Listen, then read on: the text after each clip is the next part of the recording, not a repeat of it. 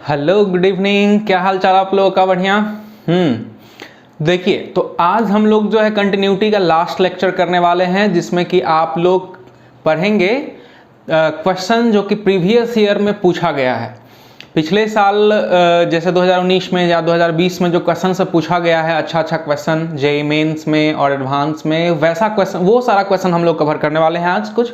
और एक थ्योरी जो बचा हुआ था, इंटरमीडिएट वैल्यू थ्योरम, ये वाला थ्योरी हम लोग कर लेंगे कवर। ओके, तो ये सारा चीज़ आज हम लोग क्लास में डिस्कस करने वाले हैं। चलिए तो स्टार्ट कर देते हैं हम लोग इसको। तो सबसे पहले आज जो पहला क्वेश्चन हम लोग लेंगे, है ना, वो पहला क्वेश्चन आप लोगों को ग्रेटेस्ट इंटीजर फंक्शन वाला, ठीक है। ग्रेटेस्ट इंटीजर फंक्शन में काफ़ी सारे बच्चों को दिक्कत है, देख रहे हैं। एक बच्चा भेजा भी था क्वेश्चन, शायद कोई बच्चे हैं यदि आप देख रहे होंगे, तो वो बोले थे कि sir greatest integer function discontinuous होता है एवरी इंटीग्रल पॉइंट पे, ये प्रूव कर दीजिए। मतलब उसका क्वेश्चन था कि एफ एक्स इक्वल टू, ऐसा था, देखिए, F X equal to greatest integer X, ऐसा लिखा हुआ था, और प्रूव करना था कि this is continuous at all points except integers. मतलब इंटीजर्स को छोड़ के बाकी सब जगह कंटिन्यूअस है। इसका अर्थ तो यही हुआ ना कि this is discontinuous eight all integers, ये प्रूव करना है। तो चलिए यही चीज प्रूव करते हैं कि ये जो फंक्शन है ये डिसकंटिन्यूअस होगा एवरी इंटीजर्स पे। तो लिख लीजिए क्वेश्चन आप कि prove that F X equal to greatest integer X is discontinuous at every integers, है ना। ये क्वेश्चन पहले इसलिए कर रहे हैं हम लोग क्योंकि जितना भी क्वेश्चन देखा जा रहा है कि पीछे सालों में यदि कॉम्पिटिटिव एग्जाम्स में पूछे गए हैं, वो सारे क्वेश्चंस कहीं ना कहीं उसमें, है ना, मैक्सिमम क्वेश्चन में ये ग्रेटेस्ट इंटीजर एक्स, ये ग्रेटेस्ट इंटीजर फंक्शन इन्वॉल्व होता है। तो इसलिए पहले इसको क्लियर कर लेना जरूरी है। चलिए देखिए, फिर आपको दिखाएंगे क्वेश्चन जो पूछा गया है। एक क्वेश्चन कल आप लोग को लास्ट में दिए थे होमवर्क के तौर पे, वो भी नहीं बना है बहुत सारे बच्चों से, तो वो भी क्वेश्चन करेंगे आज डिस्कस। देखिए, F X equal to greatest integer X. सबसे पहले आप इसको देखिए जरा सा, ग्रेटेस्ट इंटीजर एक्स जो होता है ना, इसको हम लोग कैसे लिख सकते हैं? तो पहला बात, इसको हम लोग ऐसे लिख सकते हैं, x minus fractional part of x। x minus क्या लिखा हुआ है? फ्रैक्शनल पार्ट ऑफ x, ठीक है। ये कोई भी x को, कोई भी नंबर को, कोई भी रियल नंबर को आप greatest integer x plus fractional part of x ऐसे लिख सकते हैं। तो यहीं से फ्रैक्शनल पार्ट ऑफ x इधर आ गया, तो x minus fractional part of x बराबर ग्रेटेस्ट इंटीजर बच गया। अच्छा, वैल्यू जो इसका निकलता है ना, वो देखिए, जैसे कि 1.2 है, 1 से थोड़ा ज़्यादा है, तो 1 से थोड़ा सा ज़्यादा है यदि, तो देखना है कि ये किस दो इंटीजर्स के बीच में आया। तो 1.2 जो है वो 1 और 2 के बीच में आता है, तो इसका वैल्यू जो होगा वो 1 होगा। जो नंबर उस बीच में लिखा हुआ है उसको देखना है कि किस दो इंटीजर के बीच में है। उन दोनों इंटीजर्स में जो छोटा होगा वही आपका क्या हो जाएगा? आंसर। ओके, चलिए तो चलिए देखते हैं। तो हम लोग जो है ना 1.2 का ग्रेटेस्ट इंटीजर क्या हो गया? 1 हो गया, ठीक है। अच्छा, अब जो है हम लोग क्या करते हैं कि 1.00001 लिखते हैं। बताइए इसका ग्रेटेस्ट इंटीजर क्या होगा, है ना। इस 1.001 बोलिए या 1 प्लस बोलिए, 1 प्लस का भी ग्रेटेस्ट इंटीजर क्या होगा? 1 ही होगा, क्योंकि 1 से थोड़ा सा आगे है ना, वो 1 और 2 के बीच का है। यदि 1 माइनस लिखे रहेंगे तो इसका मतलब होता है 1 से थोड़ा सा कम। तो जैसे ही 1 से थोड़ा कम हुआ तो वो तो अब 0-1 के बीच में आ गया। तो 0-1 में छोटा कौन? 0, तो इसका 0 हो जाएगा। मतलब ये सब चीज़ आपको आना चाहिए, ग्रेटेस्ट इंटीजर फंक्शन का बेसिक चीज़ है ना। देखिए, तो प्रूव करना है हम लोगों को कि ये एवरी इंटीजर्स पे डिसकंटिन्यूअस होगा। तो मान लेते हैं लेट, है ना, k इज एनी इंटीजर। मान लिए कि k कोई भी एक इंटीजर है, कोई भी इंटीजर हो सकता है प्लस या माइनस में। अब लेफ्ट हैंड लिमिट निकालते हैं k पर। तो लेफ्ट हैंड लिमिट को कैसे लिखेंगे, limit x tends to k minus greatest integer x, greatest integer x में k माइनस। अब देखिए जैसे आप k माइनस देंगे, k माइनस का मतलब यहां पे आएगा k माइनस, तो k जो है वो खुद एक इंटीजर है। देखिएगा जरा सा नंबर लाइन, ये नंबर लाइन है, इस पे कहीं ना कहीं इंटीजर है तो k होगा यहाँ पे। अच्छा, उसका अगला इंटीजर क्या होगा, k यदि इंटीजर है तो उसका अगला इंटीजर k प्लस 1 और k से पिछला इंटीजर k माइनस 1। जैसे कि मान लीजिए k का वैल्यू यदि 5 है तो उससे अगला 5 प्लस 1 और उससे पिछला 5 माइनस 1 होगा कि नहीं। तो k से माइनस है ऊपर में, k माइनस का मतलब कहाँ आ गया, k से पीछे, तो k से पहले का नंबर आ गया तो k माइनस 1 और k के बीच का ये हुआ नंबर कोई, ये k माइनस किसके किसके बीच का है, k माइनस 1 और k के बीच का, तो दोनों में छोटा कौन है, तो छोटा है k माइनस 1, तो इसका वैल्यू k माइनस 1 हो जाएगा। अब यदि राइट हैंड लिमिट निकालना है तो limit x tends to k plus पे, तो k प्लस पे यदि निकालना है तो देखिए अंदर में आप k प्लस दीजिए, तो k प्लस यदि दीजिएगा यहाँ पे तो k प्लस का मतलब हो गया k से थोड़ा ज़्यादा, तो k से थोड़ा सा ज़्यादा का मतलब ये जो k प्लस है वो आ गया k और k प्लस 1 के बीच में, तो दोनों में छोटा कौन, k और k प्लस 1 में छोटा कौन, तो k, तो ये आ गया k। तो देखिए लेफ्ट हैंड लिमिट और राइट हैंड लिमिट जो है सो इक्वल नहीं आया, तो लेफ्ट हैंड लिमिट और राइट हैंड लिमिट इक्वल नहीं आएगा, इसका मतलब हुआ कि फंक्शन जो है वो डिसकंटिन्यूअस है, function is discontinuous at x equal to k। मतलब k तो कोई भी आर्बिट्रेरी इंटीजर था ना, तो एवरी इंटीजर पे डिसकंटिन्यूअस होगा, k का वैल्यू कोई भी ले लीजिए, ठीक है, आप इसको लिख लीजिएगा। अब हम लोग चलते हैं क्वेश्चन पे, ठीक है, चलिए देखिए पिछले साल एक क्वेश्चन जो है सो पूछा गया है, मतलब ये जो क्वेश्चन है आपका वो 2020 का ही है, 2020 में ही 2020 में है, 2019 में है, ठीक है, तो इसी में पूछा हुआ है। तो चलिए इसको देख लेते हैं जनवरी वाले शिफ्ट में। देखो 2020 में जनवरी वाले शिफ्ट में पूछा गया है क्वेश्चन देखिए क्या है, कह रहा है limit x tends to 0 2020 JEE. देखिए limit x tends to 0, x और 4/x ऐसे इक्वल टू a, ठीक है, then fx equal to x squared sine pi x is discontinuous at है ना, पहला number option root under a plus 1, दूसरा option root under a, तीसरा option root under a plus 5 और चौथा ऑप्शन है रूट अंडर a प्लस 21, ऐसा लिखा हुआ है। देखिए अब हम लोगों को सब क्या करना है, ये फंक्शन दिया हुआ है, ये ग्रेटेस्ट इंटीजर है, ये ग्रेटेस्ट इंटीजर का x स्क्वायर अंदर में है, साइन पाई x है गुना में इसके, कह रहा है कि ये फंक्शन कहाँ पे डिसकंटिन्यूअस होगा, इस पॉइंट पे या इस पे या इस पे या इस पे। तो देखिए ये सारा पॉइंट में a लिखा हुआ है, तो पहले आपको a का वैल्यू निकालना है।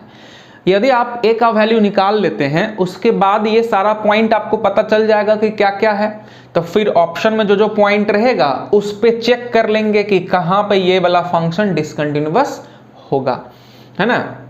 तो पहला काम है हम लोग को वैल्यू पता करना a का, क्योंकि a का वैल्यू पता चलेगा तभी तो ये सारा ऑप्शन क्या क्या है वो पता चल पाएगा, क्योंकि ऑप्शन में a है। और a कैसे पता चलेगा, तो a पता चलेगा यहाँ से a पता चलेगा। देखिए इसको ध्यान से देखिएगा, ये लिखा हुआ है x, तो x, अब लिखा हुआ है ग्रेटेस्ट इंटीजर के अंदर में 4/x, तो आप अभी अभी जस्ट पढ़े थे कि greatest integer x equal to x minus fractional part of x minus fractional part of x।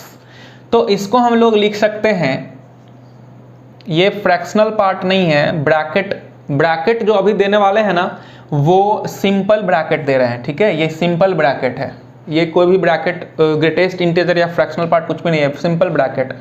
4/x का ग्रेटेस्ट इंटीजर, तो 4/x का ग्रेटेस्ट इंटीजर क्या होगा? 4/x minus fractional part of 4/x, तो 4/x minus fractional part of 4/x equal to a। ठीक है, क्या किए? इसको हम लोग फॉर्मूला पे बिठा दिए। अब लिमिट देखिए, अब x से ये गुना होगा, तो x से x कैंसिल, तो 4 बचा, माइनस अब x इंटू ये 4/x बराबर a, और यहां पे क्या लिखा हुआ है बाहर में? Limit x tends to 0, limit x tends to 0। ठीक है, यहां पे समझ में आया? अब देखिए जी, ये 4 में तो कुछ नहीं होगा, 4 ही रहेगा, लिमिट लगाएंगे फिर भी 4 का 4 ही रहेगा, कांस्टेंट है, तो बीच में माइनस है। देखिए fractional part of x, fractional part of x का जो वैल्यू होता है ना, ये हमेशा ही इसका वैल्यू, चाहे x का वैल्यू आप अंदर में यहां कुछ भी रख लें, इस फ्रैक्शनल पार्ट ऑफ x का वैल्यू हमेशा ही 0 और 1 के बीच में ही होता है, 0-1 के बीच में। कैसे साइन x का वैल्यू -1 से 1 के बीच में होता है हमेशा, उसी तरह से फ्रैक्शनल पार्ट ऑफ x का वैल्यू हमेशा 0-1 के बीच में होता है। तो यदि यहाँ पे ये लिखा हुआ है फ्रैक्शनल पार्ट ऑफ 4/x, तो इसका भी वैल्यू, ये जो देख रहे हैं ना 4/x, देखिए फिर से, ये जो आप 4/x देख रहे हैं ना फ्रैक्शनल पार्ट के अंदर में, तो इसका वैल्यू हमेशा 0-1 के बीच में होगा, है ना। और ये x टेंड्स टू 0 है, तो ये 0, तो 0 इंटू कोई नंबर 0-1 के बीच का क्या दे देगा, दोनों मल्टीप्लाई होकर 0, क्योंकि ये 0 दे गए यहाँ पे, तो 0 इंटू वैल्यू जो है 0-1 के बीच का, वो दोनों मल्टीप्लाई होकर 0 दे देगा। तो ये हो गया 4 माइनस 0 इक्वल टू a। यहाँ से a का वैल्यू निकल गया 4। a का वैल्यू जैसे ही 4 निकला, तो ये पहला ऑप्शन आपका ये जो है 4 + 1 का अंदर रूट अंडर 5 हो गया, ये 2 हो गया, ये 3 हो गया, और ये 5 हो गया। ठीक है, सारा ऑप्शन मिल गया आपको, क्या था? a मिल गया, तो ऑप्शन भी पता चल गया। अब किस पॉइंट पे ये डिसकंटिन्यूअस फंक्शन होगा, अब ये पता करना है कि f(x) equal to greatest integer x² sin πx, ये किस जगह पे, है ना, डिसकंटिन्यूअस होगा। तो ध्यान से सुनिए, ये 2 है, 3 है, 5 है, सारा इंटीजर है। यदि हम यहाँ पे 2 पे लिमिट चेक करें, इसका लिमिट यदि हम लोग लिमिट x टेंड्स टू 2 पे यदि फंक्शन का निकाले, तो 2 पे निकालेंगे तो देखो जरा सा, 2 माइनस पे निकालो या 2 प्लस पे निकालो, 2π, तो साइन 2π तो 0 हो जाता है, साइन, और जो है सो यदि हम लोग उसमें कोई भी इंटीजर इंटू पाई करते हैं तो 0 होता है, ये जानते होंगे आप। साइन, और चाहे आप पाई करिए या 2π करिए या 3π करिए, -2π करिए, -4π करिए, साइन के आगे में यदि इंटीग्रल मल्टीपल ऑफ पाई रहे, मतलब साइन के आगे में यदि nπ रहे, तो उसका वैल्यू 0 होता है। तो यदि आप 2 पे वैल्यू निकालेंगे इसके लिमिट का, तो 0 आएगा, वही 3 पे भी लिमिट का वैल्यू 0 आएगा, 5 पे भी लिमिट का वैल्यू 0 आएगा, और फंक्शनल वैल्यू भी 2 पे 0 ही, 3 पे 0 ही, 5 पे 0 ही आएगा। मतलब 2, 3 और 5 तीनों पॉइंट पे फंक्शन जो है वो कंटिन्यूअस होगा, तीनों पॉइंट पे फंक्शन कंटिन्यूअस होगा। ये रूट अंडर 5 पे जो है फंक्शन डिसकंटिन्यूअस होगा, क्योंकि रूट अंडर 5 पे लेफ्ट हैंड लिमिट कुछ और आएगा, राइट हैंड लिमिट कुछ और आएगा। बात समझ रहे हैं आप? देखिए 5 पे, रूट अंडर 5 पे यदि निकालिएगा ना तो कुछ और आ जाएगा। जैसे लेफ्ट हैंड लिमिट निकालिएगा, लेफ्ट हैंड लिमिट निकालिएगा तो limit x tends to root under 5 से थोड़ा सा कम, तो रूट अंडर 5 से थोड़ा सा कम पे यदि हम वैल्यू निकालते हैं, देखिए रूट अंडर 5 से थोड़ा सा कम, तो रूट अंडर 5 से थोड़ा सा कम देंगे यदि यहाँ पे x के जगह पे, तो रूट अंडर 5 का स्क्वायर तो 5 हो जाता, बट रूट अंडर 5 से थोड़ा सा कम है तो उसका स्क्वायर भी 5 से थोड़ा सा कम हो जाएगा। तो 5 से यदि थोड़ा कम वैल्यू अंदर में रहेगा तो उसका ग्रेटेस्ट इंटीजर क्या हो जाएगा, 4 हो जाएगा।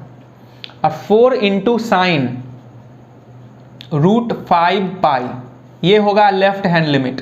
और राइट हैंड लिमिट में क्या होगा, राइट हैंड लिमिट में यहाँ पे √5 से थोड़ा सा ज़्यादा देंगे, तो √5 से थोड़ा सा ज़्यादा दोगे, यदि √5 से यदि थोड़ा सा ज़्यादा दोगे तो क्या होगा, देखो √5 पे प्लस है उसका होल स्क्वायर होगा ना, √5 पे प्लस का होल स्क्वायर, तो उसका वैल्यू 5 से थोड़ा सा ज़्यादा होगा। अब 5 से थोड़ा सा ज़्यादा का जो यदि हम लोग ग्रेटेस्ट इंटीजर लेंगे तो वो 5 हो जाएगा। 5 प्लस का ग्रेटेस्ट इंटीजर क्या होगा, 5, तो 5 इंटू साइन √5 पाई हो जाएगा RHL। तो लेफ्ट हैंड लिमिट और राइट हैंड लिमिट दोनों ही इसमें अलग अलग हो जाएगा। 5 इंटू साइन √5 पाई ये हो जाएगा। तो इसका मतलब हुआ कि left hand limit not equal to right hand limit, this means कि √5 पे फंक्शन होगा डिसकंटिन्यूअस, इसलिए इसका आंसर होगा √5। अब फिर से देख लीजिएगा, यदि समझने में दिक्कत होता है ना, पहले a का वैल्यू निकाले, इसके लिमिट निकालने से निकल गया। अब सारा इंटीजर है तो आप कहोगे कि सर 2 माइनस और 2 प्लस को इसमें रख के क्यों नहीं चेक किए, इसमें रखने से कोई फर्क नहीं पड़ेगा, 2 माइनस रखो अंदर में या 2 प्लस रखो, कुछ भी इसका वैल्यू आएगा, ये साइन 2 पाई जो है वो तो 0 हो जाएगा ना, तो 0 इंटू समथिंग तो 0 ही हर एक बार हो जाएगा। इसीलिए इसको हम लोग 2, 3, 5 पे बोल दिए कि कंटिन्यूअस होगा, उस पर लिमिट चेक नहीं किए, क्योंकि 2, 3, 5 पे साइन 2 पाई, साइन 3 पाई, साइन 5 पाई 0 होता है, तो हर बार उसका left hand limit, right hand limit और फंक्शनल वैल्यू सब सेम होगा, है ना। √5 पे ही डिसकंटिन्यूअस होगा फंक्शन। आपके पास बहुत ही कम समय रहेगा एग्जाम में, तो आप उतना तो लिख नहीं सकते ना, तो इस तरह से थोड़ा सा क्विकली सोचने की कोशिश कीजिए ताकि क्विक थोड़ा सा सोचें और आप आंसर मारें, ठीक है। तो इसमें यही था, a का वैल्यू निकालना था और चेक करना था, यही जेईई मेंस में पूछा हुआ था। देखिए एक ठो क्वेश्चन अगला हम लेते हैं। ये क्वेश्चन जो है सो आपका ये भी क्वेश्चन पूछा हुआ ही है, ठीक है, ये भी क्वेश्चन पूछा हुआ ही है। इसमें कह रहा है, क्वेश्चन में क्या सो देखो, क्वेश्चन में कह रहा है कि fx equal to greatest integer x का whole square minus greatest integer के अंदर में x स्क्वायर लिखा हुआ है। क्या बोला क्वेश्चन में, क्वेश्चन बोला है कि ये जो फंक्शन दिया हुआ है ये डिसकंटिन्यूअस कहाँ कहाँ होगा, है ना, इज डिसकंटिन्यूअस एट, पहला ऑप्शन दिया है all integers, at all integers, B में दिया all integers except, all integers except 0 and 1, 0 and 1, C number में बोला ऑल इंटीजर्स एक्सेप्ट 0, और डी नंबर में बोला कि all integers except 1, all integers except 1। देखिए ये 4 ऑप्शन है। कह रहा है कि ये जो क्वेश्चन दिया हुआ है fx इक्वल टू इतना, ये डिसकंटिन्यूअस कहाँ कहाँ होगा, जरा सोचिए तो कहाँ कहाँ होगा, बताइए तो कहाँ कहाँ होगा, पता चला कुछ कि ये फंक्शन डिसकंटिन्यूअस कहाँ कहाँ होगा बच्चों। देखो ऑप्शन देखो ध्यान से, पहले ऑप्शन में कह रहा है एक आंसर है ऑल इंटीजर्स पे डिसकंटिन्यूअस, एक में बोला है कि 0, 1 को छोड़ के बाकी सब इंटीजर पे डिसकंटिन्यूअस, एक में बोला केवल 0 को छोड़ के बाकी सब पे, एक में बोला 1 को छोड़ के बाकी सब पे डिसकंटिन्यूअस। तो आप क्या करोगे, इसमें हम लोग सबसे अच्छा है कि 0 पे देख लेंगे चेक करके कि डिसकंटिन्यूअस हो रहा है या नहीं, 1 पे देख लेंगे चेक करके डिसकंटिन्यूअस हो रहा है या नहीं, उससे आंसर का पता चल जाएगा। तो देखिए अभी सबसे पहले हम लोग 0 पे चेक करते हैं, 0 पे एट x इक्वल टू 0, तो 0 पे जैसे चेक करेंगे तो लेफ्ट हैंड लिमिट बराबर limit x tends to 0 minus, 0 minus पे आपको ये लिखना है ऐसे, ठीक है। अब बताइए 0 माइनस पे, 0 माइनस का मतलब 0 से थोड़ा सा कम, 0 से थोड़ा सा कम कितना, नेगेटिव में, नेगेटिव में कितना, मान लेते हैं ऐसा -0.00001, ऐसा कुछ। जीरो से थोड़ा सा कम तो यही हुआ। तो जीरो से थोड़ा सा कम यदि ग्रेटेस्ट इंटीजर के अंदर में दोगे तो उसका वैल्यू कितना आएगा। तो देखो ये जो वैल्यू होता है जीरो से थोड़ा सा कम, ये तो जीरो से थोड़ा सा कम मतलब इधर वो तो -1 और 0 के बीच में आ जाएगा। तो -1 उसमें दोनों में छोटा इंटीजर है। तो यदि हम लोग यहाँ पे 0 माइनस देंगे तो 0 माइनस का ग्रेटेस्ट इंटीजर हो जाएगा -1 और -1 का ऊपर में स्क्वायर है तो +1 हो जाएगा, फिर माइनस।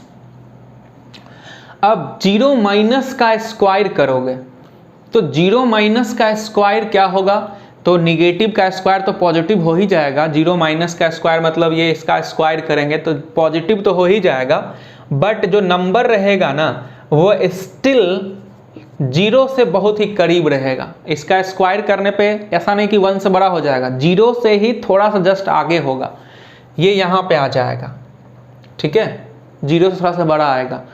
तो 0 माइनस का स्क्वायर आ गया 0 से थोड़ा बड़ा, उसका हम लोग यदि ग्रेटेस्ट इंटीजर लेंगे तो 0 आएगा, तो आंसर 1 आ जाएगा, लेफ्ट हैंड लिमिट, ठीक है।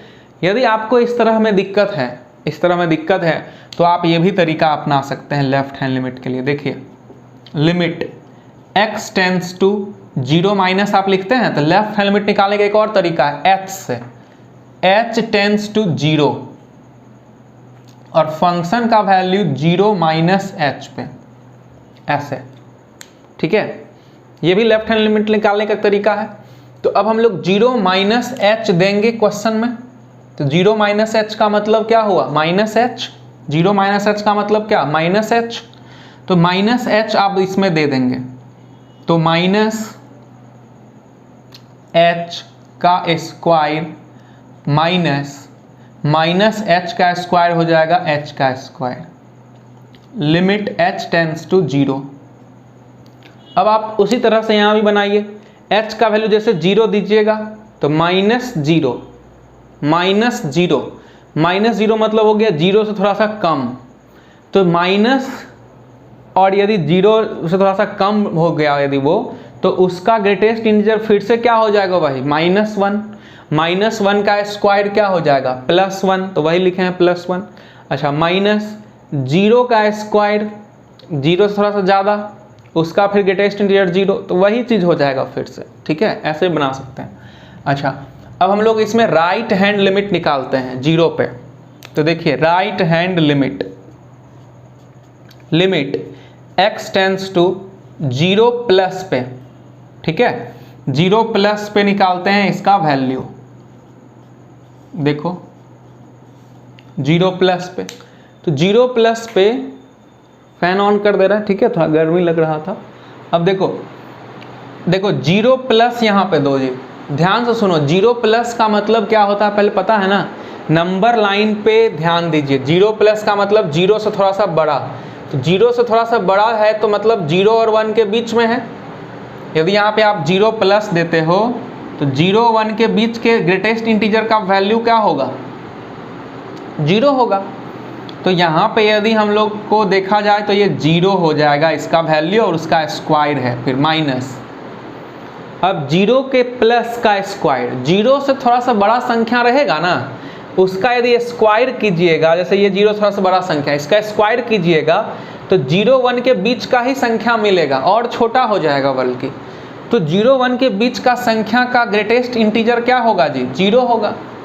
तो 0 माइनस 0 0, तो लेफ्ट हैंड लिमिट और राइट हैंड लिमिट अलग अलग आ गया।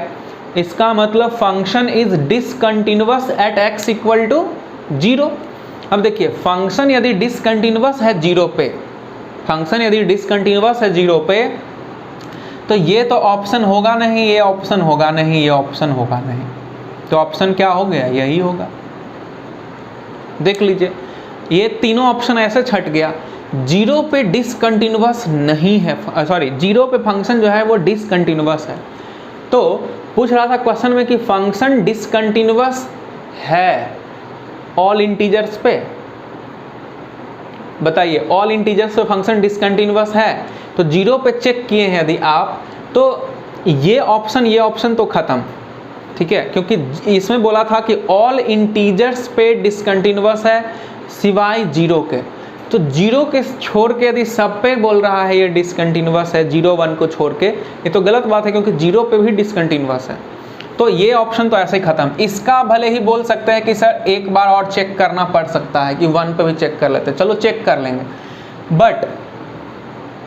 बट देखो ये देखो यहाँ पे ऑल इंटीजर्स एक्सेप्ट 0, ये ऑप्शन तो खत्म हो गया।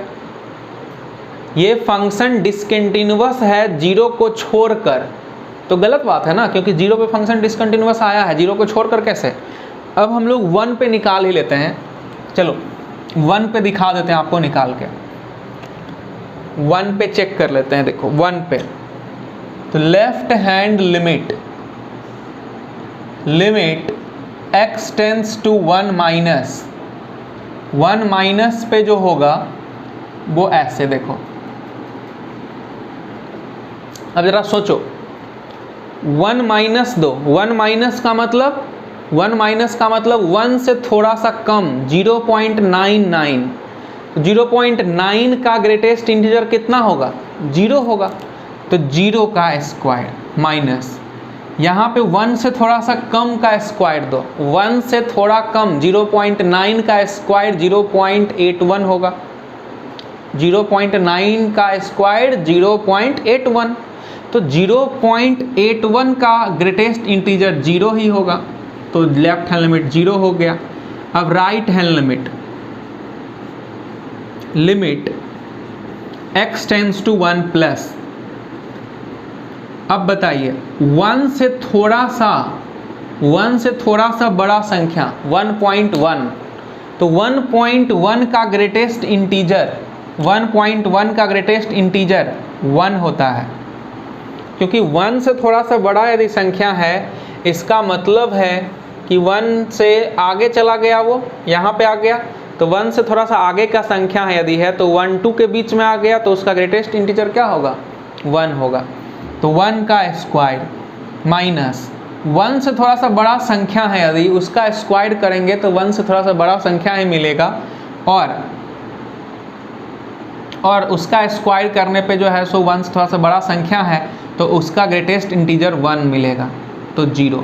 तो देखो left hand limit right hand limit दोनों सेम है यहाँ पे, और फंक्शन का वैल्यू यदि 0 पे निकाला जाए अति 1 पे निकाला जाए, तो फंक्शन का वैल्यू 1 पे निकाला जाए तो 1 ऐसे होगा पुट, तो ये 1 का ग्रेटेस्ट इंटीजर 1 माइनस 1 0, तो left hand limit right hand limit और फंक्शन का वैल्यू 1 पे तीनों इक्वल हो रहा है, मतलब फंक्शन होगा कंटिन्यूअस कहाँ पे 1 पे, तो फंक्शन यदि कंटिन्यूअस है 1 पे मतलब अब सारा ऑप्शन क्लियर है कि आंसर यही होगा, क्योंकि इसी ऑप्शन में बोला है कि 1 को छोड़ के जो है सो फंक्शन हर जगह डिसकंटिन्यूअस है, हर इंटीजर पे, तो 1 को छोड़ के सब जगह डिसकंटिन्यूअस है, 1 पे क्योंकि डिसकंटिन्यूअस आ गया है, तो 1 पे यदि कंटिन्यूअस है तो 1 को छोड़ के बाकी सब जगह क्या होगा डिसकंटिन्यूअस होगा। चलो तो ये ऑप्शन था, मतलब क्वेश्चन ये था, इसको आप लिखिए, फिर अगले क्वेश्चन पे चलते हैं हम लोग।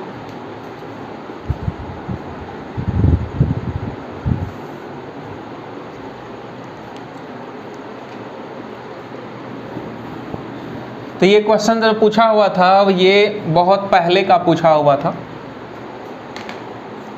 देखो अगला क्वेश्चन हम लेते हैं कि जो आपको कल दिया गया था बनाने के लिए, तो देखिए क्वेश्चन में क्या बोल रहा था। क्वेश्चन में था कि function f(x) equal to greatest integer x और sine pi by greatest integer x plus 1, यही बोला है क्वेश्चन में, ठीक है। Find domain and point of discontinuity in domain, इसका पहले डोमेन निकालना था, कल क्वेश्चन लिखवाए थे आपको, और फिर उसके डोमेन में कौन कौन सा ऐसा पॉइंट होगा जिस पे ये फंक्शन डिसकंटिन्यूअस है ये भी निकालना है, वो सारा पॉइंट जहाँ पे ये फंक्शन डिसकंटिन्यूअस है। तो देखिए सबसे पहले डोमेन का बात करते हैं। तो इसको तो कोई दिक्कत नहीं है, ग्रेटेस्ट इंटीजर फंक्शन में x का वैल्यू कुछ भी हो सकता है, इसका डोमेन में कोई दिक्कत नहीं। दिक्कत इसको है पाई के नीचे में जो लिखा हुआ है ना ये greatest integer x plus 1, this should not be equal to 0। ये 0 नहीं होना चाहिए क्योंकि पाई बाई 0 अनडिफाइंड हो जाएगा फिर। इसलिए डोमेन निकालने के लिए सबसे पहले कंडीशन ये लगाएंगे कि दिस नॉट इक्वल टू 0, ये 0 नहीं होना चाहिए। तो यदि वो 0 नहीं होना चाहिए तो इसका मतलब देख लेते हैं कि वो 0 कहाँ कहाँ पे हो रहा है, उस सारे पॉइंट को हटा देंगे, डोमेन निकल जाएगा। तो पहले ही आपको ये देखना है कि ये 0 कहाँ कहाँ पे होगा, उन सारे पॉइंट को हटाएंगे। तो देखो इक्वल टू 0 कर दिए। अब किसी भी चीज़ का ध्यान से देखिए, यदि ये 0 है ये 1 है, ग्रेटेस्ट इंटीजर x का वैल्यू 0 कब होगा, जब संख्या 0 से लेके और यहाँ तक 1 के बीच का होगा। 0 से लेके यदि 1 के बीच का कोई भी संख्या होगा तो उसका ग्रेटेस्ट इंटीजर का वैल्यू 0 होता है, 1 को छोड़ के। 0 और 1 के बीच में 0 को लगा के 1 को छोड़ के कोई भी संख्या का ग्रेटेस्ट इंटीजर क्या होता है, 0। तो इसका मतलब यदि इसका ग्रेटेस्ट इंटीजर का वैल्यू 0 है, इसका मतलब x प्लस 1 जो है वो 1 और 0 के बीच में है, इंक्लूडिंग 0 एक्सेप्ट 1, ठीक है, 0 1 के बीच में है, तभी तो उसका ग्रेटेस्ट इंटीजर का वैल्यू 0 है। अब हम लोग इसमें से माइनस कर देंगे 1, तो यहाँ भी 1 माइनस हुआ और यहाँ भी 1 माइनस हुआ और यहाँ 1 माइनस हुआ तो 1 हट गया। तो x आ गया 0 और -1 के बीच में। तो x जो है वो 0 और -1 के बीच में आया जब इसका वैल्यू 0 हो रहा था। तो इसका मतलब डोमेन में से उन सारे पॉइंट्स को हटाना होगा। तो डोमेन में से यदि हटाएंगे उस सारे पॉइंट्स को तो डोमेन हो जाएगा all real number except -1 to 0। -1 से 0 के बीच का जो संख्या था उसको हटा के बाकी सब इसका डोमेन में होगा। खाली -1 से 0 के बीच का संख्या नहीं होगा क्योंकि उस पर ये वाला चीज़ हो जा रहा है 0, तो पाई बाई 0 अनडिफाइंड हो जाएगा, इसीलिए डोमेन में से उसको हटा दिए। तो ये डोमेन निकल गया, रोक के आप लिख लीजिएगा बाद में। चलिए देखिए अब 0 1 के ये डोमेन का काम हो गया। अब हम लोग को चेक करना है कि ये जो है ना डिसकंटिन्यूअस कहाँ कहाँ होगा। तो देखो इस फंक्शन में एक साइन है, साइन के आगे में पहले ही इसका जो डोमेन था है ना वो लिख दिए हैं। तो इसमें से ऐसा पॉइंट तो पहले ही हटा चुके हैं जिस पे ये साइन फंक्शन अनडिफाइंड होगा, वो तो पहले ही हटा चुके हैं। तो अब जो है सो इसका जो डोमेन हो गया ये, तो अपने डोमेन में तो साइन हमेशा ही कंटिन्यूअस होता है, साइन फंक्शन हमेशा कंटिन्यूअस फंक्शन होता है, अपने डोमेन में हमेशा कंटिन्यूअस होगा। तो ये तो कंटिन्यूअस फंक्शन है। ये क्या सा फंक्शन है बोलिए, कंटिन्यूअस फंक्शन है क्योंकि साइन थीटा टाइप का है, तो कंटिन्यूअस है ये। हाँ, कंटिन्यूअस कहाँ पे है, अपने डोमेन में। -1 से 0 के बीच में वो फंक्शन एग्जिस्ट ही नहीं कर रहा है, लेकिन -1 से 0 के बीच को यदि हटा दिया जाए तो बाकी सब जगह ये कंटिन्यूअस है। दिक्कत बस है इसको, ये कहाँ पे डिसकंटिन्यूअस होगा ये पता करना है। तो इसको हम लोग जो है ना ग्रेटेस्ट इंटीजर x के बारे में बोला जाता है कि ये ऑल इंटीग्रल पॉइंट पे डिसकंटिन्यूअस होता है। तो हम लोग कोई भी एक इंटीग्रल पॉइंट पे चेक कर लेंगे। तो मान लेते हैं कि let k is any integer, कोई इंटीजर है k, उस पे चेक करते हैं। लेफ्ट हैंड लिमिट बराबर limit x tends to k minus पे फंक्शन का वैल्यू। केवल इसको नहीं चेक करना है, पूरे फंक्शन को चेक करना है, ठीक है। मतलब हम लोग इंटीजर पे ही क्यों चेक कर रहे हैं, ये क्लू मिला इस फंक्शन के मौजूदगी के कारण, क्योंकि वो फंक्शन वहाँ मौजूद है तभी तो पता चला कि हाँ इंटीग्रल पॉइंट पे ये डिसकंटिन्यूअस हो सकता है पूरा फंक्शन, इसलिए इंटीग्रल पॉइंट पे ही चेक कीजिए। सस्पिशियस पॉइंट यहाँ इंटीजर्स था, तो हम लोग k माइनस पे फंक्शन का वैल्यू निकाल रहे हैं। तो फंक्शन का वैल्यू k माइनस पे देखिए कैसे निकलेगा, limit x tends to k minus पे this sine pi by this. देखिए जी k माइनस पे ध्यान दीजिएगा आप। k जो है, एक बात समझ लीजिए पहले, k जो आप माने हैं नंबर लाइन पे कोई इंटीजर है तो k प्लस 1 यहाँ पे इंटीजर होगा और k माइनस 1 एक इंटीजर होगा। अब यदि आप k माइनस यहाँ पे देते हैं तो k माइनस का मतलब k से कम, तो k से कम जैसे ही होगा कोई संख्या यहाँ पे, उसका ग्रेटेस्ट इंटीजर k माइनस 1 हो जाएगा, क्योंकि k माइनस यहाँ पे होगा तो उसका ग्रेटेस्ट इंटीजर क्या हो जाएगा, k माइनस 1। तो k माइनस देंगे इसमें तो उसका ग्रेटेस्ट इंटीजर हो गया k माइनस 1। ठीक है। अब साइन पाई बाई, यहाँ पे यदि आप k माइनस देते हैं तो k माइनस का मतलब, ऐसा एक एग्जाम्पल समझते हैं कि k मान लीजिए 2 है, तो k यदि 2 है तो 2 माइनस का मतलब 1.999। ठीक है, 2 माइनस का मतलब है ना। अब 2 माइनस में यदि एक जुटेगा तो इसमें एक जुटेगा तो ये 2.99 के लगभग हो जाएगा। तो 2.99 का जो ग्रेटेस्ट इंटीजर है, ग्रेटेस्ट इंटीजर जो 2.99 का है वो कितना होगा, 2। तो ये कहना चाह रहे हैं आपको हम कि यदि आप इसमें k माइनस दोगे यहाँ पे, यदि k माइनस x के जगह पे, तो k माइनस प्लस 1 का ग्रेटेस्ट इंटीजर करना है। तो k माइनस जो होगा वो यहाँ का संख्या है, उसमें 1 जोड़ोगे तो ये यहाँ का संख्या बन जाएगा। अब इसका ग्रेटेस्ट इंटीजर k हो जाएगा, तो नीचे का वैल्यू हो जाएगा k। तो लेफ्ट हैंड लिमिट ये आया। ठीक है, आप जरा सा गौर से आराम से फिर से एक बार रिवाइंड करके सुनिएगा, है ना, तब समझ में आएगा। ये चीज़ आपको हम समझाएंगे कितना भी, जब तक आपका दिमाग नहीं चल लेगा तब तक नहीं समझ में आएगा। अब देखिए k प्लस पे फंक्शन का वैल्यू, तो limit x tends to k plus. अब जो है ना k प्लस पे pi by x plus 1, k plus दीजिए यहाँ पे। आप जैसे इसमें k प्लस दोगे तो k से थोड़ा ज़्यादा का ग्रेटेस्ट इंटीजर क्या होगा, k प्लस कहाँ आ जाएगा, k प्लस यहाँ पे आएगा, उसका ग्रेटेस्ट इंटीजर k होगा। तो ये हो गया k into sine pi by k plus में एक जोड़िए, तो k प्लस यहाँ का है, उसमें एक जोड़िएगा तो ये यहाँ का संख्या बन जाएगा, k प्लस 1 से भी आगे आ जाएगा। तो फिर k प्लस 1 से आगे आ गया, उसका ग्रेटेस्ट इंटीजर क्या होगा, k प्लस 1। तो नीचे में k प्लस 1 हो जाएगा, है ना। इस बात को ध्यान से आप सोचिएगा आराम से। देखिए दोनों अलग अलग हुआ, तो यदि दोनों अलग अलग वैल्यू आया मतलब left hand limit not equal to right hand limit, इसलिए function is discontinuous at integers. Integers पे जो फंक्शन है वो डिसकंटिन्यूअस है। तो इसके कहाँ कहाँ ये फंक्शन डिसकंटिन्यूअस है, तो ये फंक्शन जो है वो डिसकंटिन्यूअस है ऑल इंटीजर्स एक्सेप्ट -1। मतलब -1 तो इसके डोमेन में ही नहीं है, तो -1 इसके डोमेन में नहीं है, तो डोमेन में नहीं है तो उस पर हम क्या बोलेंगे कि डिसकंटिन्यूअस नहीं है, डोमेन में नहीं है -1।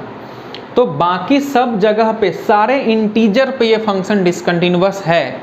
जो भी इंटीजर इसके डोमेन में मौजूद है उन सारे इंटीजर्स पे ये फंक्शन डिसकंटिन्यूअस है। ठीक है, ये है। आप जरा सा ग्रेटेस्ट इंटीजर फंक्शन को आराम से देखिएगा, पता चलेगा, है ना। फिर से एक बार जरा सा एक बात समझा रहे हैं कि ये k प्लस 1 कैसे हुआ। देखिए बहुत सारे बच्चों को दिक्कत हो रहा है, k प्लस 1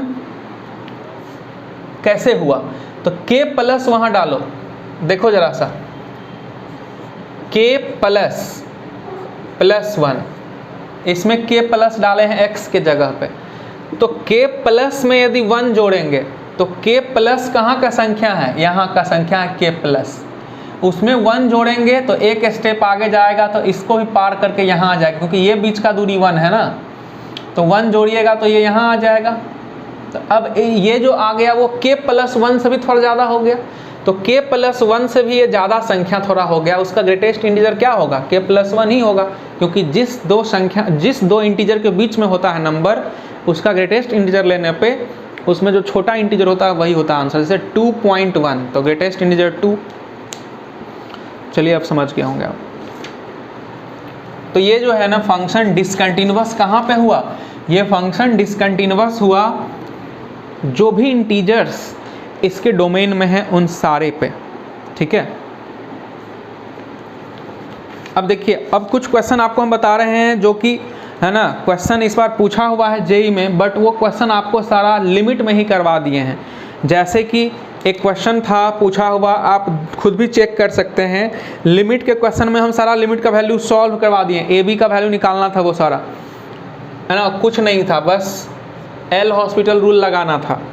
जैसे कि एक क्वेश्चन था एफ एक्स इक्वल टू, ये देखिए कितना आसान था, √2 cos x - 1 अपॉन 2019 और 20 में जो भी इसका क्वेश्चन आया है ना, देखिए या तो क्वेश्चन लिमिट से आएगा या नहीं तो कंटिन्यूटी से आएगा, है ना। तो दोनों में से कोई भी आ सकता है। तो ज़्यादातर क्वेश्चन तो लिमिट से ही था, कंटिन्यूटी से भी कुछ क्वेश्चन था, बट वो सारा आपको लिमिट में ही करवा दिए हैं हम। कंटिन्यूटी का मतलब लिमिट वैल्यू निकालना था। कह रहा है कि ये फंक्शन कंटिन्यूअस है तो k का वैल्यू क्या होगा? This is continuous at x equal to π/4। Obviously π/4 पे ही बात करेंगे क्योंकि π/4 पे ही फंक्शन का वैल्यू चेंज हो रहा है। तो π/4 पे यदि फंक्शन कंटिन्यूअस है तो बोल रहा है कि इसमें k का वैल्यू क्या होगा, ठीक है, ये पूछ रहा है। तो चलो देखो, इसमें हम लोग जो है ना π/4 पे देखा जाए, यदि लिमिट निकालते हैं x टेंड्स टू π/4 पे, तो π/4 पे आप ध्यान दे के देखिए 0/0 फॉर्मेट बन रहा है। √2 गुना cos π/4 1/√2 तो हो गया 0 1 - 1 0 और cot π/4 1 1 - 1 0, 0/0 फॉर्मेट LH लगाइए, ऊपर नीचे डिफ्रेंशिएट करिए। √2 इंटू cos x का माइनस साइन x और -0 अपॉन cot x का माइनस cosec स्क्वायर्ड x -0।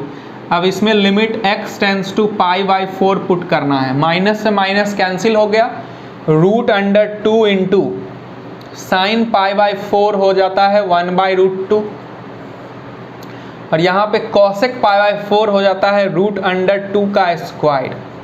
तो ये हो गया 1/2 का आंसर आ गया। k का वैल्यू 1/2, क्योंकि k का वैल्यू लिमिटिंग वैल्यू के बराबर होता ना, समझ रहे ना आप बात को। k का वैल्यू k बराबर 1/2 आ जाएगा। लिमिट का वैल्यू 1/2 आया, इसका मतलब x बराबर π/4 पे। आप जानते हैं ना ये वैल्यू जो बराबर होना था, ये फंक्शन का वैल्यू π/4 के बराबर होना था, तो k का वैल्यू निकल के आ गया यहाँ से 1/2, ठीक है, क्योंकि फंक्शन इज कंटिन्यूअस। अब हम लोग जो है ना चलते हैं, बहुत ही आसान सा चीज़ था ये। अब चलिए आप देखिए जरा सा इंटरमीडिएट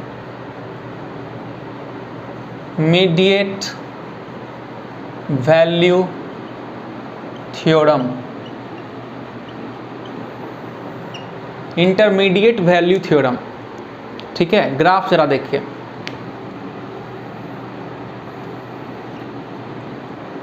कोई फंक्शन है f(x), कोई फंक्शन है f(x), वो कंटिन्यूअस है। कोई फंक्शन f(x) है वो क्या है? कंटिन्यूअस है। कहाँ से कहाँ? a से b तक। तो मान लेते हैं कि ये फंक्शन जो है यहाँ पे a है, कहीं भी a हो सकता है, यहाँ पे मान लेते हैं a है, यहाँ पे b है, a से b तक में एक फंक्शन बनाना है कंटिन्यूअस, ठीक है। चलिए तो बनाते हैं कंटिन्यूअस। तो देखो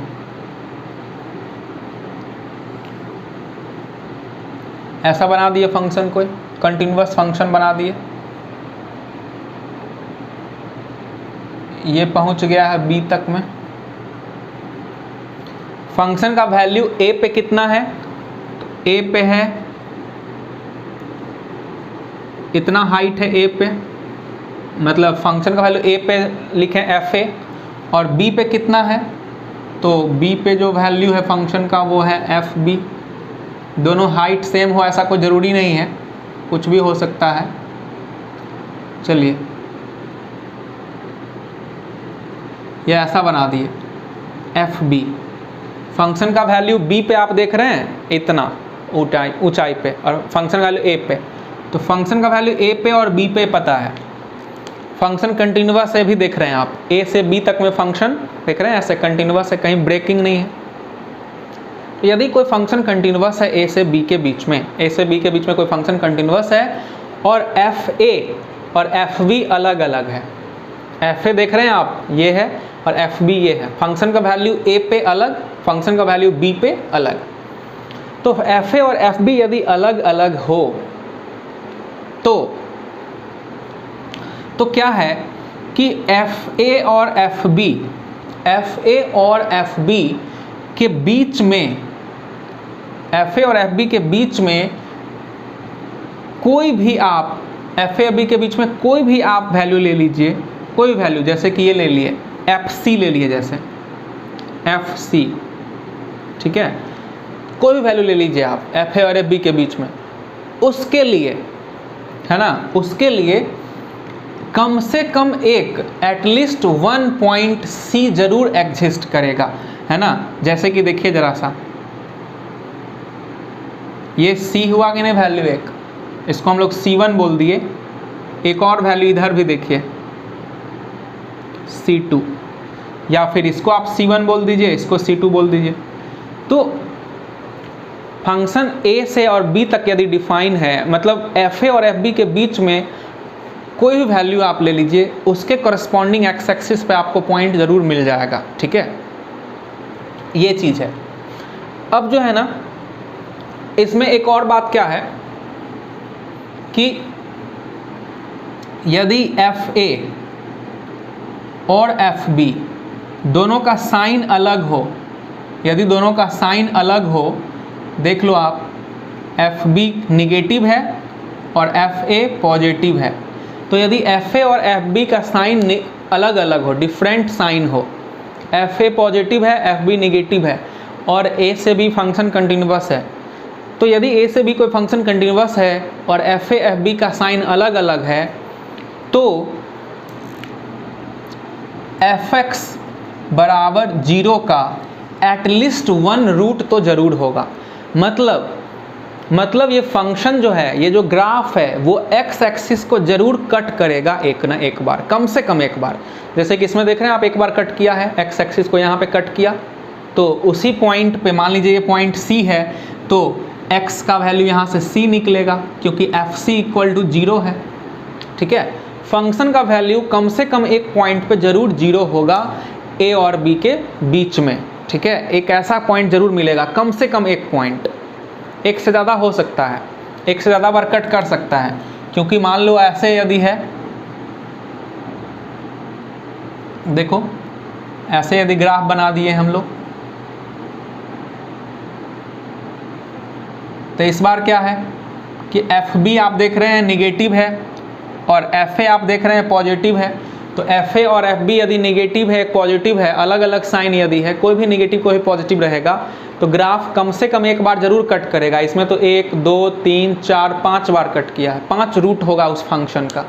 एफ एक्स बराबर 0 का रूट 5 होगा, दिए फंक्शन एफ एक्स का ग्राफ है, तो एफ एक्स बराबर 0 जो वैल्यू है वो अटेन एक्स के 5 वैल्यू के लिए करेगा, C1 C2 C3 C4 C5 के लिए, और इसमें एक बार है C के लिए, एफ सी इक्वल टू 0, अलग अलग साइन होने पे, है ना। और ये क्या है, इसी का ये रूप है, ठीक है। इसमें क्या बोले, इसमें बोले कि एफ ए और एफ बी यदि अलग अलग है, एफ ए कुछ है एफ बी कुछ है, तो एफ ए एफ बी के बीच में हर एक वैल्यू, यदि एफ ए एफ बी के बीच में कोई वैल्यू मान लीजिए एफ सी है, तो एटलीस्ट 1 सी जरूर होगा जिसके लिए एफ सी के मतलब आपका वैल्यू आएगा, ठीक है। देख लो C2 के लिए आ रहा ना वैल्यू एफ सी, समझ रहे हैं बात, C यहाँ भी C यहाँ भी, बात समझ रहे हैं आप। तो 2 C है उसमें, कम से कम एक C जरूर आएगा। आप और भी ग्राफ देख सकते हैं, देखिए ज़रा सा, जैसे कि ऐसे हम बना दिए, कंटिन्यूअस है A से B में फंक्शन क्या है, कंटिन्यूअस है A से B में, एफ बी है ये, एफ ए है ये, तो फंक्शन यदि कंटिन्यूअस है A से B में और एफ ए एफ बी अलग अलग है, तो एफ ए एफ बी के बीच में कोई भी यदि पॉइंट है, मान लीजिए एफ सी, तो एफ सी के लिए है ना एक सी जरूर एग्जिस्ट करेगा। देखो ऐसे आओ ग्राफ पे और ऐसे आओ, ये सी यहाँ पे होगा क्योंकि इसी पे ना वैल्यू एफ सी आ रहा है। तो यही क्वेश्चन है, मतलब यही है थ्योरी है इंटरमीडिएट वैल्यू थ्योरम। ठीक है, आप देखिए इसमें जो है सो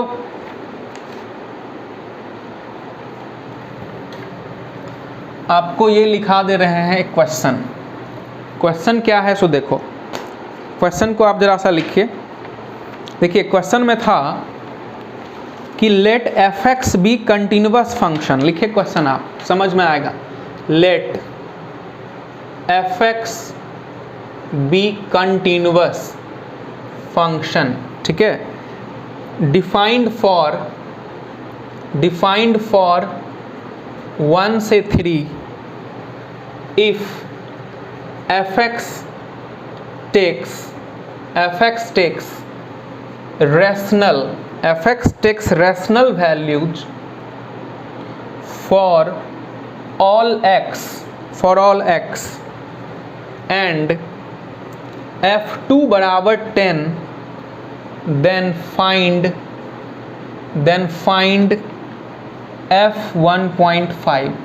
फंक्शन का वैल्यू 1.5 पे कितना होगा ये पूछ रहा है। फंक्शन का वैल्यू 1.5 पे कितना होगा।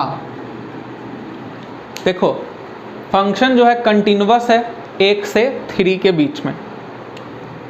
कोई फंक्शन है वो 1 है यहाँ पे, 3 है यहाँ पे। 1 से 3 में कोई फंक्शन क्या है, कंटिन्यूअस है। ग्राफ बनाएंगे अभी। f(x) का value takes rational value for all x, है ना। फंक्शन का जो वैल्यू है ना वो केवल रेशनल आता है, मतलब f(x) बराबर हमेशा ही क्या आएगा, रेशनल नंबर। फंक्शन का जो आउटपुट है हमेशा क्या आ रहा है, रेशनल नंबर आ रहा है। फॉर ऑल x, जितने भी यहाँ से 1 से 3 के बीच में कोई भी पॉइंट यदि ले लो, सब पे फंक्शन का वैल्यू क्या आ रहा है, रेशनल। f2 बराबर 10 है, ये 2 है यहाँ पे, तो f2 पे फंक्शन का वैल्यू कितना है, 10 मान लेते हैं, ये है 10। तो f2 बराबर 10 का मतलब एक पॉइंट ये आएगा ग्राफ पे एक पॉइंट ये आएगा। ठीक है, f2 बराबर 10 का मतलब क्या हुआ कि ग्राफ पे ये एक पॉइंट आएगा, क्योंकि 2 पे फंक्शन का वैल्यू क्या है, 10 है, तो ये पॉइंट ग्राफ में आएगा एक, है ना। तो f1.5 का वैल्यू पूछ रहा है। अब देखो 10 क्या है, एक रैशनल नंबर है। आप जानते हैं कि फंक्शन कंटिन्यूअस भी बनाना है आपको, और हमेशा ही फंक्शन का वैल्यू रैशनल ही आना है। तो एकदम श्योर है कि जो फंक्शन होगा ग्राफ वो एकदम स्ट्रेट लाइन होगा ऐसा। यदि स्ट्रेट लाइन ऐसा ग्राफ नहीं होगा तो फिर गड़बड़ हो जाएगा। क्या गड़बड़ होगा सुनिए, 1 है 3 है, मान लीजिए हम लोग क्या करते हैं कि यहाँ से ग्राफ बनाना स्टार्ट करते हैं और इस ग्राफ को कंटिन्यूअस बनाते हैं और नीचे लाते हैं या ऊपर ले जाते हैं। तो ऊपर ले गए, फिर लाए ऐसे। मान लीजिए कि यहाँ पे जो है सो ये जो वैल्यू है ना 2 पे क्या गया है, ये 10 पे गया है। 2 पे कहाँ गया ये वैल्यू, 10 पे। तो 2 पे फंक्शन का वैल्यू 10 है, ठीक है ये बात। अब 1 से 3 के बीच में फंक्शन का आउटपुट देखिए, ये तो ग्राफ कंटिन्यूअस बनाए हैं तो आउटपुट जो आया है वो तो अलग अलग आया है। आप जानते हैं कि 10 से थोड़ा सा ऊपर या 10 से थोड़ा सा नीचे, या फिर ऐसा समझिए कि हर एक रैशनल के बाद एक इरेशनल नंबर है। मतलब इरेशनल नंबर आपका तो हमेशा मिलते रहेगा, मतलब रैशनल इरेशनल ऐसा मिलता है वैल्यू। तो यदि आप ग्राफ ऐसा बनाओगे, स्ट्रेट लाइन के अलावा कोई भी ग्राफ यदि आप ऐसा मान लीजिए बनाते हैं, तो फंक्शन का आउटपुट तो रैशनल और इरेशनल दोनों आ जा रहा है ना। मान लीजिए इस पे रैशनल आया, 9 आ गया मान लीजिए इस पॉइंट पे, लेकिन उसके अगले जस्ट पॉइंट पे क्या होगा फंक्शन का वैल्यू, तो इरेशनल हो जाएगा। तो रैशनल इरेशनल सारा वैल्यू मिलने लगेगा यदि आप फंक्शन के ग्राफ को इधर उधर करते हैं।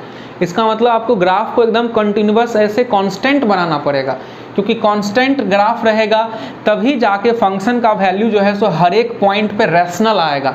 और कितना आएगा रैशनल में, 10 आएगा। तभी ना कांस्टेंट रहेगा इसका मतलब।